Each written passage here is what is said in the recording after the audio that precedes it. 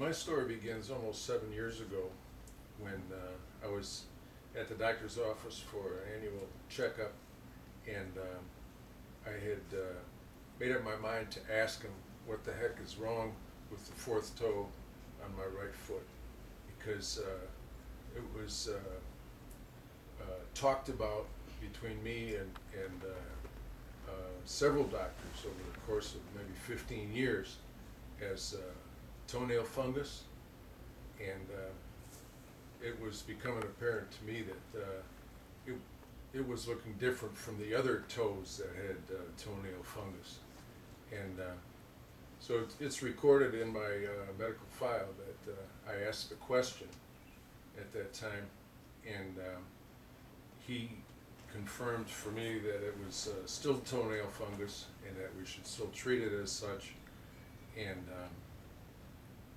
so we continued to do that for 4.5 years. And during those 4.5 years, I have to admit, I'm not proud of it, I'm not going to deny it, that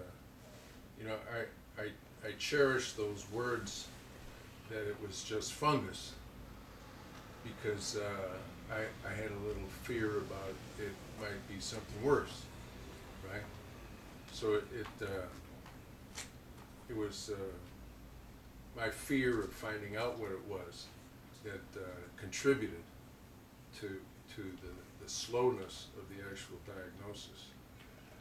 It started off as a nail that got tanner than the rest, and then it developed a line right down the middle, and then that line got wider, and then the nail deteriorated and began to disintegrate and fall apart, and the activity of the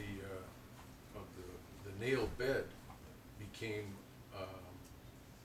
more pronounced. And after 4 years, the doctor said at a regular appointment that as soon as he got me past this other weakness in my back that we were dealing with at that time, as soon as my physical therapy was over, he wanted to do a biopsy. Well, I heard the B word and got really scared, and because that's followed by the C word, and I didn't want to know. I wasn't ready to know. I wasn't ready to know right away. So I definitely didn't rush from the physical therapist to get a biopsy.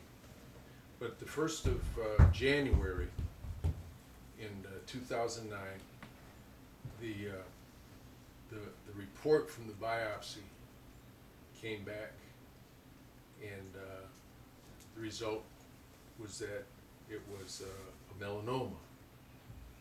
And I asked her to repeat it. She was talking to me over the phone, and to spell it, and she spelled out acral lentiginous melanoma subungual. And that's when I guess January 1st was the first day of the rest of my life. We began to seek treatment immediately.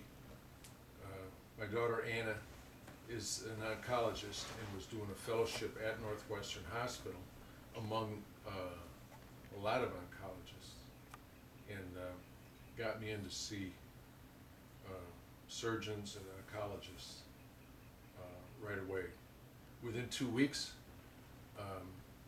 fourth toe on my right foot had been completely amputated, and at the same time they did a surgery on the closest lymph nodes to remove them, just to see whether those lymph nodes had been affected by the cancer. And as soon as the surgery was begun to get healed up, my oncologist here in Kalamazoo put me on chemotherapy that I took first every day for a week, and then every other day for a few weeks, and until it began to cause TIAs, transient ischemic attacks, like mini strokes. And then we recognized that that chemo was just too tough on me. And I got into another one that was tougher on me yet. And strangely, that one brought me back to Chicago, to Northwestern Hospital again, because that's one of the few places where it's offered. And that involved being inpatient in the hospital for a week at a time, with a pause of a few weeks in between. But for a week at a time, I was infused with chemotherapy